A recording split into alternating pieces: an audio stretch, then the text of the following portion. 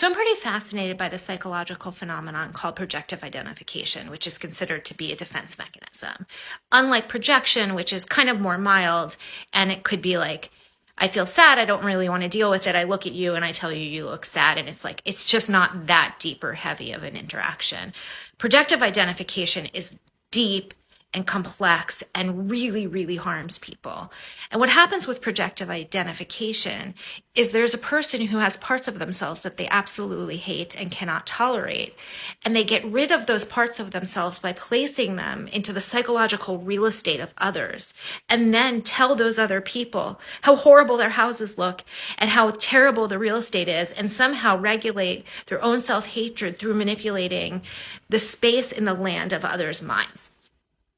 So, for example, if somebody is transphobic, the parts of themselves that are gender fluid, they absolutely despise. They turn it towards the trans community, and then they weaponize it in such a way where they make the trans community feel somehow perverted or wrong or dangerous because of their own self-hatred.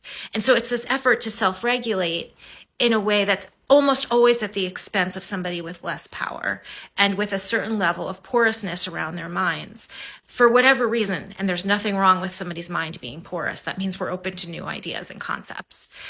So if you've been feeling like kind of dysregulated since Trump was president, for example, it's because his predominant defense mechanism was projective identification. And everything he hated about himself, he would then describe as a phenomenon that was inherent to a marginalized community. And that marginalized community would receive it as some sort of label or way of understanding themselves.